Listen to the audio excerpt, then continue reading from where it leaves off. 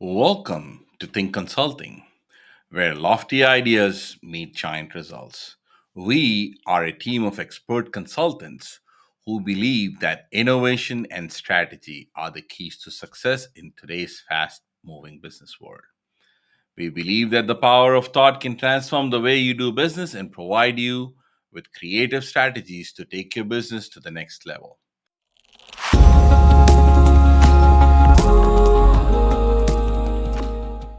Please join us on this journey of growth and transformation.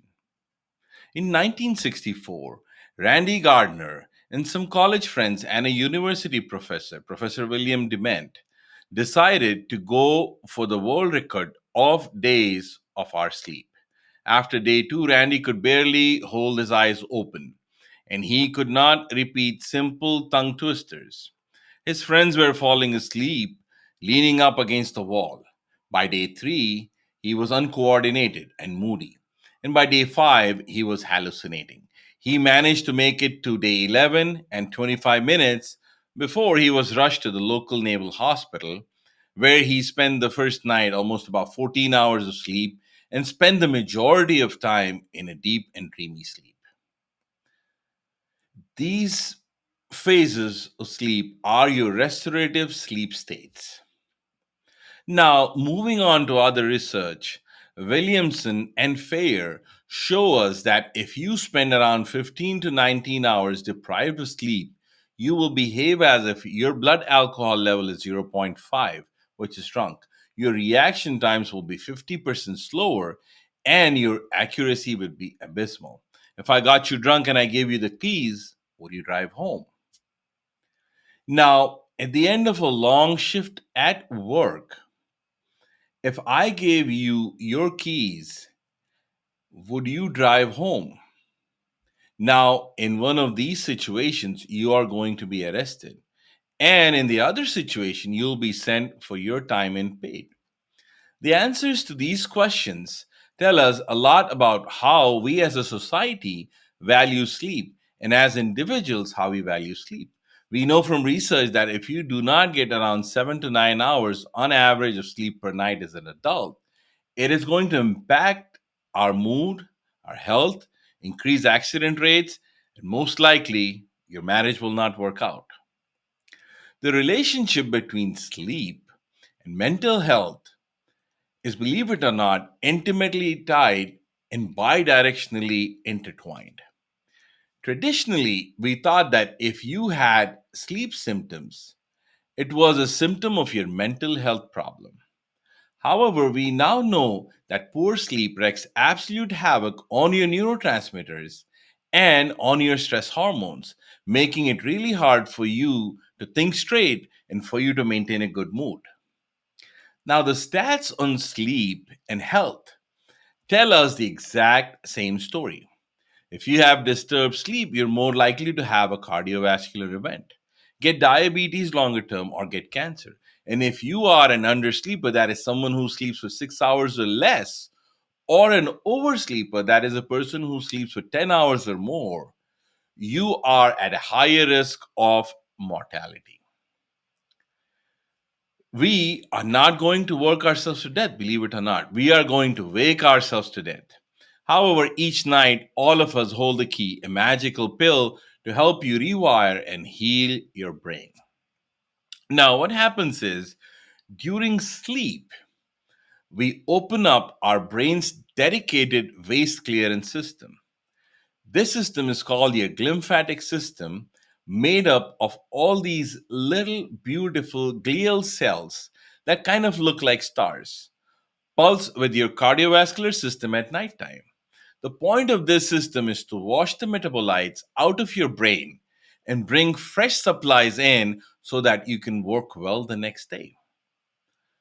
We now know that in people where they have disturbed sleep, or their lymphatic system cannot work well, or their lymphatic system cannot work well because of cardiovascular problems or age related issues, they do not wash these metabolites out of the brain as well. This buildup in our brain, it puts that as a 27% high risk of cognitive dysfunction and dementia later in our life. But I say to you now that truly you're waking yourself to death. But the good news is you can sleep yourself well. The other sleep state that Randy spent the majority of his time in was dreaming sleep. Now, what is dreaming sleep? During the day, you process hundreds of thousands of events. Those prime the synapses. Those are the connections between your neurons or your nerve cells that need further processing. When you go into dreaming sleep, your brain processes those primed synapses further, creating proteins and laying down long term memories. The other thing that happens is that you prune away the synapses that you do not use very often, and that makes your brain more effective and more efficient in what it does. So, what I want to talk to you about now and today is that I consider them as three locks and three keys that I'd like to give you for sleep that can help you unlock your sleep patterns. And the good news is you can start these changes tonight. Lock number one are dirty bedtime habits. In the 1890s, there was a Russian behavioral scientist called Pavlov, and he took some dogs and some bells and some meat and tried to train them. Every time he would ring the bell, he would present the dog with some meat, and that would make the dog salivate. With enough pairings of stimulus, which was the bell, and the reward, which was the meat, he could make the dog salivate just by pressing the bell or presenting the bell. Not pressing it, but by presenting it. Now, you can train yourself as well with clean presentations of bed with feeling sleepy. Eventually, the bed is going to make you feel sleepy, but they need to be clean presentations. So that brings you to key number one. For the lock number one is to clean your routine. If you have a clean routine, your body learns, and your body learns to give you melatonin at the right time at night to make you go to sleep at the same time, and cortisol in the morning to make you wake up and feel refreshed. Now, when we're talking about the amount of sleep you get, we also want quality of sleep. Keeping that same routine is what gets you that quality. When you are creating this clean routine tonight, I want you to think about how babies sleep. Now, as some of you who have kids may know, if you want your baby to sleep, you are going to do the same thing, the same routine every day. You're going to give them a light and a fairly satisfying meal. And then you're going to give them a shower or a bath because that is going to help them drop their core body temperature, which is one of the things that we do when we go to sleep. Now, the next thing you're going to do is read them a book and take them to a room where it's dark and comfortable and quiet and cool, around 19 or 20 degrees Celsius or 66 to 68 Fahrenheit. And you are going to repeat this pattern because anyone who has had a baby knows that if the baby sleeps well, the parents sleep well. So you need to think about yourself in the same way. If you treat yourself with a routine like you would a baby, you will also sleep well. If you take nothing else away from this talk today, I want you to keep the same wake up time because research shows us that it's a critical thing in your sleep. You need to keep exactly the same with about a half hour change on either side to make sure that you sleep well with excellent quality. Now, moving on to lock number two. Lock number two is overthinking. Overthinking is not great for our sleep.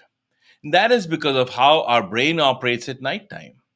We are what's called the diurnal species. That means that we are awake during the day and we are actually built to be asleep at night. So at nighttime, your executive functions, which is a system in your brain that is responsible for problem solving and directing your attention, they all shut off. And your default mode network, which is a network inside of your brain that is responsible for things like daydreaming and self reflection, those things turn on. With this pattern of turning on and turning off, unfortunately, you cannot trust your thinking at nighttime. We know that from statistics, we have a much higher risk for people who are at the risk of engaging in self harm or suicidal behaviors. They're going to do it at the nighttime. One of the contributing factors is this pattern of things that turn off in our brain and things that turn on. You cannot trust your thinking at nighttime. Now tell me this, has anyone had the experience at nighttime where you wake up in the middle of the night with an absolute aha moment? Yes. Or thought, oh my gosh, absolute disaster, only to then wake up in the morning and realize it was a complete waffle. Yes, I think most of us can relate to that experience. That is, you experiencing parts of your brain turning off and parts of your brain turning on. That's all it is. So now that second law takes me to the second key. When you go to bed, try putting your thinking also to bed. Now I'm going to say that, and then there are going to be a lot of people who are listening to this that are thinking that's not as easy as you have said it to be. But you will all be familiar with this non pharmacological, non invasive technique that is actually fabulous for helping you direct your thinking to where you want it to go. And this is called meditation and mindfulness. Now, this has come out of the realm of the esoteric. And we know from research that if you practice this for 15 minutes a day, you will get the health benefits and you'll also develop a thing called meta awareness. Now, what is meta awareness? Meta awareness is our capacity to think about our thinking. Mindfulness and meditation, if practiced, is a bit like your weightlifting for your brain. Now, remember, I said your executive functions go off and your default mode network goes on. If you practice mindfulness and meditation, you are able to catch this mind wandering and bring your brain back to where you want it to be. Focusing on mindfulness and meditation are the antitheses to mind wandering at nighttime. So, moving on to lock number three. Lock number three is your technology is too smart for your biology. Now, most of you will have one of these beautiful little devices in your pocket or your handbag. And I have no doubt that a lot of you probably take them to bed with you.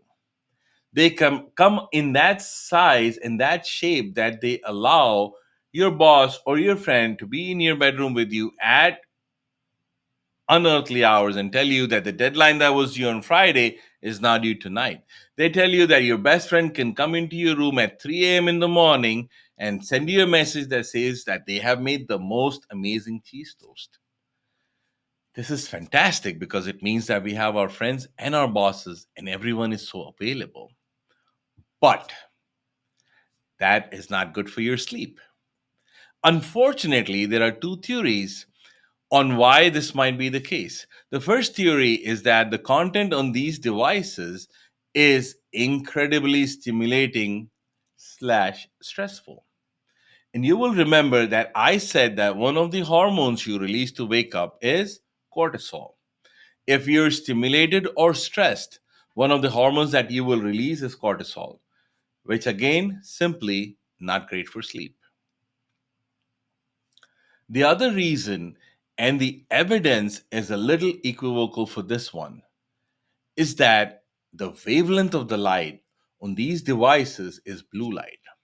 And so that means that it is the same wavelength of light as you get exposed to during the day. That light goes in through your eye to your suprachiasmatic nucleus. There will be a test on this at the end, so remember that word. And that suprachiasmatic nucleus is your master clock. This resets your entire body clock to say that it is daytime. Again, not a good sign for sleep. Now, that brings us to key number three. Key number three is at nighttime, I suggest we put our tech down and let the biology do its job. If you want to sleep well, you need to have good boundaries around your tech use. And this goes for you, your family, and your kids as well. Research shows us that if you allow your kids to have a free reign on their devices, they are going to push their bedtime back. They are going to want to wake up earlier in the morning. And they possibly will have a higher risk of mental health problems as well. So, about 2 hours before bed, devices need to go away for you, your family, kids, and yourself. Now, be a role model at work is what I suggest. Call a work meeting or send people a message. Say that you want to be a sleep health advocate at work. Make sure that there are work boundaries set, emails, weekends. Be a role model because we know that if you want to work hard, you need to rest harder. So that gives us three things for good sleep. The first is to clean your routine. The second is that you need overthinking to be at rest, which is the enemy for sleep and meditation. And the third is to put the tech down and let your biology do its job. I have said to you that we are waking ourselves to death, but let us all give it a try to start sleeping tonight and bring us back to health. Thank you for watching. Don't forget to like and subscribe for more expert insights and strategies from Think Consulting. See you in the next video.